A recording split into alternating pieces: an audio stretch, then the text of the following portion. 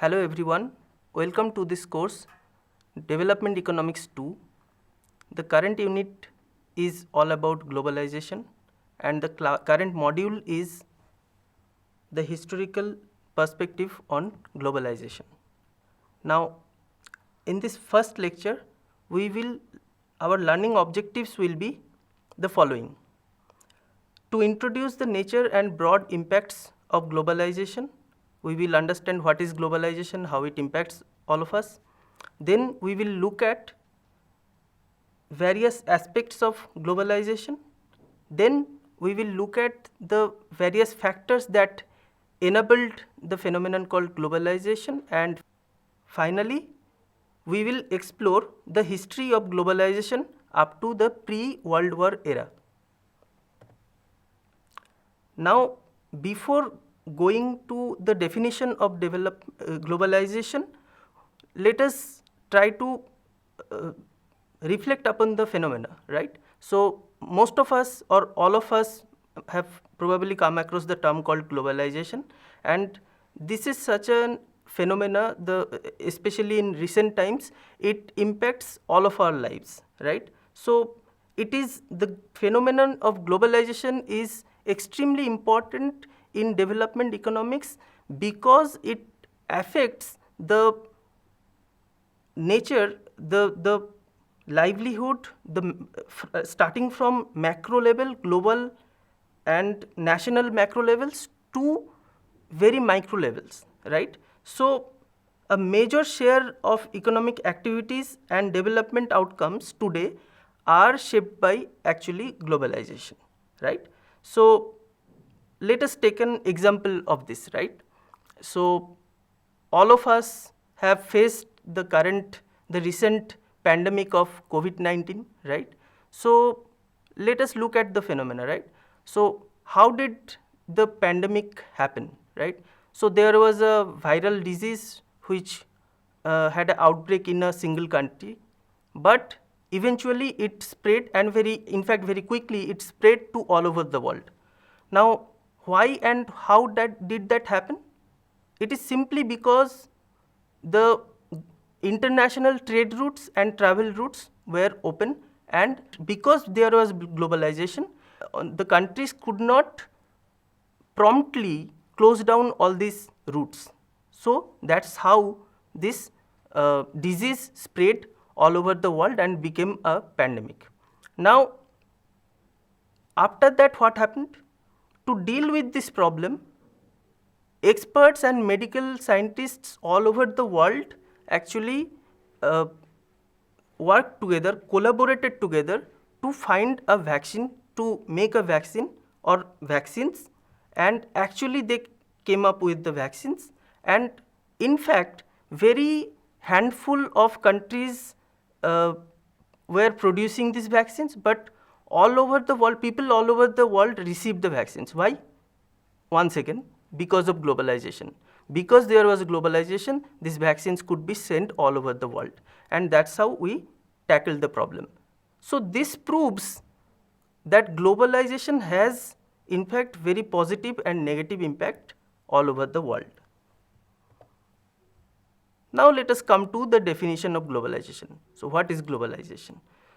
To give a very economic definition of it, globalization is basically the process of accelerated unification of interlacing of individual countries or individual economies on a global scale through amplifying the movement of trade, investment and capital across the international borders. So this is a very economic or narrow definition of globalization. If we take a broader view of it, globalization also incorporates exchange of ideas, technologies, entertainment, culture, so on and so forth, right? And most importantly, human beings. Having introduced to the definition of globalization, let us come to some pertinent question about it. Why? Because the issue of globalization has historically polarized opinions. So some people are completely against it, and some people are absolutely in favor of globalization. So we need to reflect upon some questions here. So what are the questions? First of all, is globalization desirable? And what are the benefits and costs of globalization? What are the advantages and disadvantages of it, right? What are the enablers or drivers of globalization? Now, also we should ask, should globalization be avoided or can it be reversed? And in this process, who are the winners and who are the losers of globalization? And as we will proceed into this course, we will see that globalization poses some very new kinds of problems and issues. And what are the policies or mechanisms we can devise to overcome this very new kind of issues, right? So in order to answer all these questions, we have to look at the historical timeline or historical perspective of globalization first, then we will be able to understand or reflect upon on these questions. So this chart shows that globalization has in fact given rise to growth of global export in an exponential level. So starting from 1950s or 1960s, global export growth has increased exponentially. So we can see that total value of world exports has increased from 4.6 trillion in 1995 to a staggering 19.5 trillion in 2019. As an direct, we cannot say direct, but we can also say that in the same timeline, people living under extreme poverty in the world has gone down significantly. So this chart shows that the proportion of people living in extreme poverty fell from 36% in 1990 to 8.6% in 2018.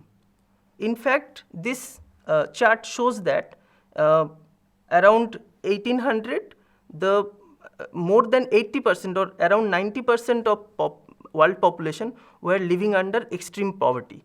Now, this extreme poverty is defined as people living under $1.9 per day in this context. So here is a question to think about. Does globalization really reduce poverty? And if it does, how it does that?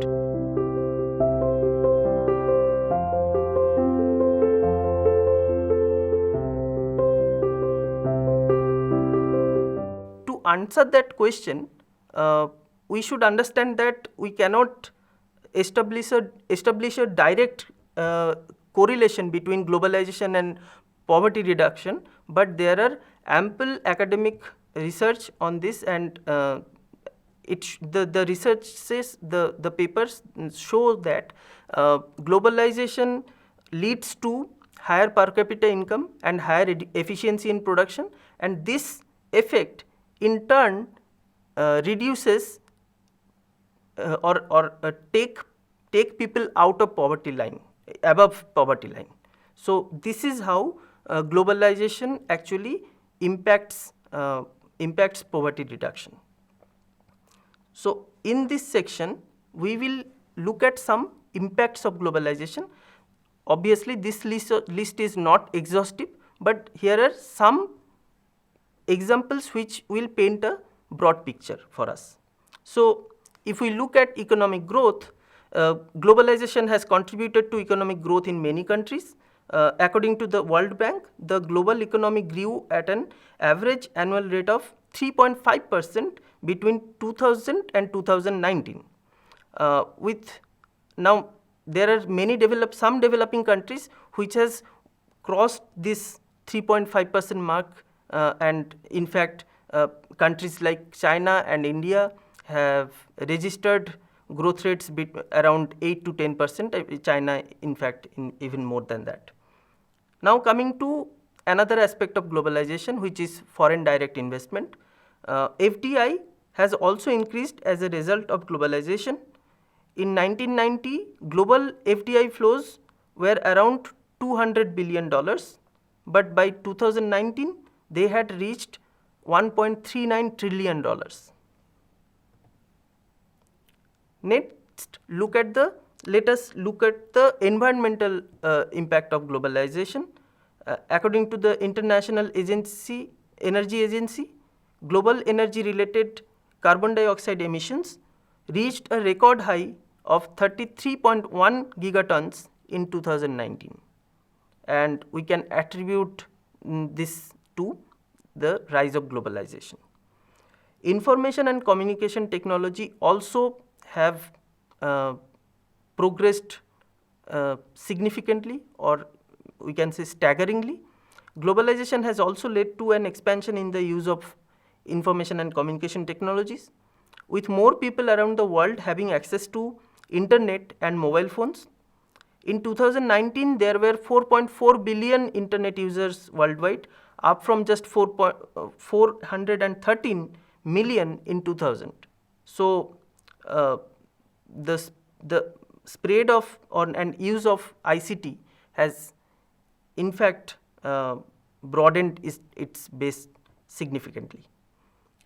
Finally, coming to international tourism, we can see that in 2019 there were 1.5 billion international tourist arrivals, this is an increase from just 25 million in 1950.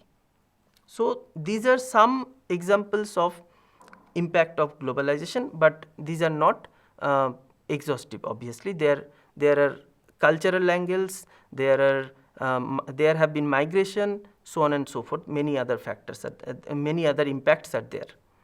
Now coming to the evidences or manifestation of globalization in day-to-day life, we can actually look at various aspects of modern life and see that how globalization affects these processes, right? So, starting from production, electronics and many other manufacturing goods made in China are used in all over the world, including US and European countries, which are also developed. The countries like Bangladesh, Cambodia and so on, they are producing a lion's share of textiles nowadays, and these textiles are used in all over the world. Coming to the information and technology side of things, Silicon Valley companies, which are well known in the world, Silicon Valley companies of the US are now, they have been engineering their softwares from India for quite some decades now. So that is there. Now coming to investments, today even the retail investors are being able to invest in, retail investors from developing countries like India are being able to invest their money in stocks of other countries like US, right? And obviously the big investors are obviously investing their money all around the world. So this is the investment side of things. Now coming to cultural side of things, globalization has in fact impacted global cultures, and it is changing the cultural landscapes of many countries. For example, Hollywood movies and other movie series are used to be released separately. So they would release the movies first in US, and then they would take time to release the same movie in other parts of the world. Now they have to release the movies or other entertainment programs at the same time all over the world, right? There are fans of football clubs like Manchester United. These clubs have huge market in developing countries now. Indian youngsters are nowadays fond of Korean pop music and so on and so forth. And also India is also contributing in globalization, in cultural side of things, in terms of let's say food, right? Indian foods like butter chicken and chicken tikka, and these foods are now hot favorite foods in countries like UK and US. So these are some of the examples. Obviously we can go on forever citing examples, but let us just stop the discussion on this right here. So let us start the historical timeline of globalization from here. So let us first look at the very early stages of not globalization, but factors or trade that eventually led to globalization, right? So elements of globalization like trade and exchange have been as old as civilization, human civilization, right? So from the beginning of human civilization, people have been trading and exchanging goods. For the first time, great civilizations like Egypt, Greece, Rome, they actually grew through conquest, trade and colonization. And in this process, they have spread their cultures and ideas across a vast region in the world, right? So this is the kind of very initial phase of trade, right? But then something called Silk Road came up, and Silk Road was one of the earliest and most well-known example of global trade, right? What was Silk Road? It was a network of trade routes which connected China, India, Middle Eastern countries and Europe together, and people would bring silks and other goods to the European countries, and these silken clothes were very sought after merchandise in European countries at that point of time. This Silk Road was not just a trade route, right? It was also a cultural exchange route where ideas, religions and technology were shared along this route. Here is a question to think about. How did colonialism shape world trade between 15th and 17th century?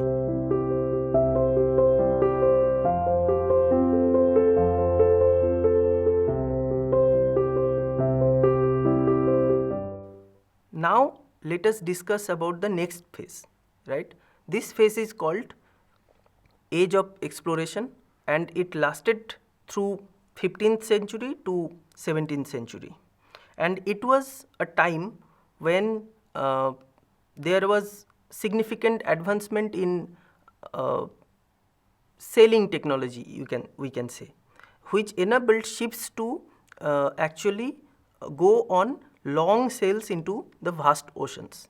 And as a result, during this period of time, European countries like Britain, Spain, Portugal and Netherlands, they started exploring uncharted territories, and they found and established trade routes and colonies in these undiscovered territories at that point of time, right? So European explorers like Vasco da Gama, Christopher Columbus, Magellan, they were instrumental in establishing new trade networks and creating new opportunities for world trade.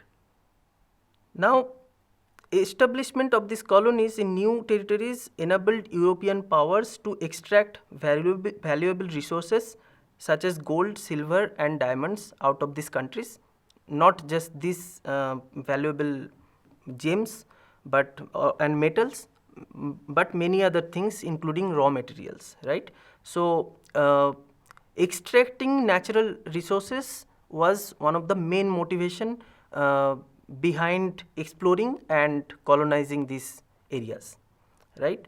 And in this process, they also spread the European countries, they also spread their own culture, own political system, own religion throughout these new territories, right? So obviously we have already discussed that the primary motivation behind this exercise was accessing valuable resources from these countries. Now, the age of exploration was not only characterized by economic expansion and the establishment of colonies, but also by the exchange of ideas and knowledges.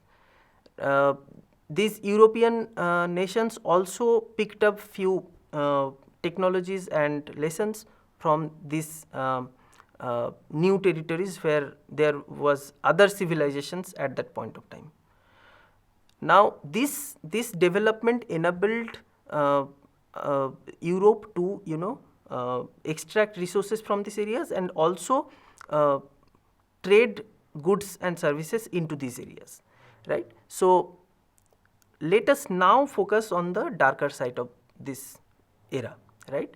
As a result of acquiring and establishing colonies in these new territories, there was large scale displacement and exploitation of indigenous people who inhabited these areas before, and in some cases due to new kinds of European diseases were brought along, these populations were completely decimated, these indigenous populations. One of the prime example of this is the Native American civilization, which was almost completely wiped out due to after Columbus discovered America. Now this chart shows that before the first wave of globalization, trade was driven mostly by colonialism, where England and basically Great Britain, they led the way, and there were also countries like Spain, Portugal and Holland. Now here is a question to think about again. So why was Britain the most successful nation in the first age of globalization?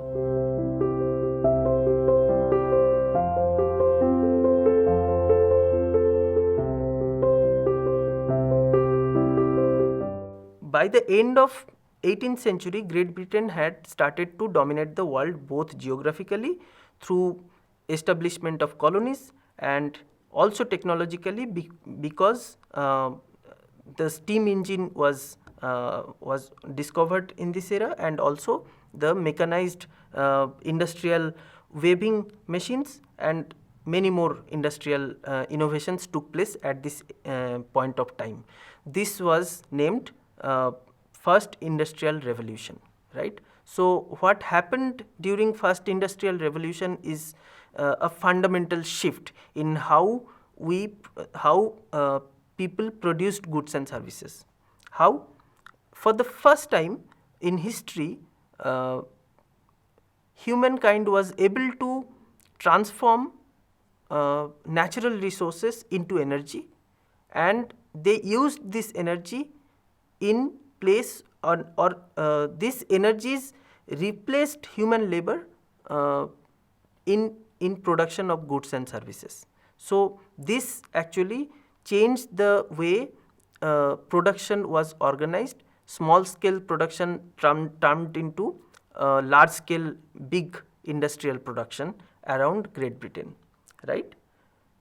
What was more, policy of laissez-faire was adopted at this point of time in Britain, which basically meant that government was minimal in interfering in economic activities and trade activities of these countries, right? So this actually set the stage for a rapid expansion of global trade. Now the question is why? On one hand, Britain extracted crucial raw materials from its colonies, and these raw materials were used in production in large scale production of goods and services in Great Britain, and this production, the volume of this production was so big that only the British economy could not absorb all these newly produced goods and services. So these goods and services needed external markets, right? So these colonies in turn provided these external markets to Great Britain, right? So for about a century ending in 1914, trade grew on average 3% per year, right? So this was actually significant. 3% might not seem very high, but consistently for a century, 3% growth rate is obviously significant. Now, this growth rate propelled exports from a share of 6% of global GDP in the early 19th century to a staggering 14% on the eve of World War I. The world of investment also saw a similar pattern, right? So people who had money in cities like London, Paris, New York, Berlin, they could actually invest in something called internationally active joint stock companies. So they could invest in these companies. And one such joint stock company was, we all know about this, about it, was East India Company, the East India Company, right? So East India Company was one such company where people made their investment into. But this flow of investment also posed a new kind of risk, right, which was actually experienced in the collapse of the stock market in Vienna in 1873, and this collapse actually set off a series of economic impacts which eventually led to depression in the United States. Now let us look at a different aspect of the things. So the might of British military at that point of time was so big or so impactful that no country could dare to go against Britain, and as a result there was a long period of peace, so to say, which ensured free and confident flow of trade around the world, right? So peace actually enabled or sustained globalization or global trade, not globalization, global trade at that point of time, right? So first stage of globalization came to an abrupt end with the outbreak of World War I in 1914. So this event actually fractured the global economy and led to continuing dislocation and depression. Various countries chose autarky and high tariff rates, high tariff barriers, and ultimately it led to another war, which is the Second World War, right? So in the years between world wars, the financial markets, which were still connected by a global wave or global network, caused a further breakdown of the global economy and its links. So countries around the world moved towards policies of import substitution and high tariff walls. World economy was defined by depression and disconnectedness at this era. Another world war followed in 1939, which is the Second World War, between 1939 and 1945. By the end of World War II, trade as a percentage of the GDP had fallen to a mere 5% of global GDP, a level not seen in more than 100 years. Now here are some take-home points from this lecture. Globalization is a complex process of integration of economics that had wide range of implication. Secondly, ancient trade routes were precursor to globalization. Thirdly, exploration by European countries led to colonization and global trade. And finally, we have seen that industrial revolution and availability of both resource and markets in colonies contributed significantly to the first age of globalization. Thank you.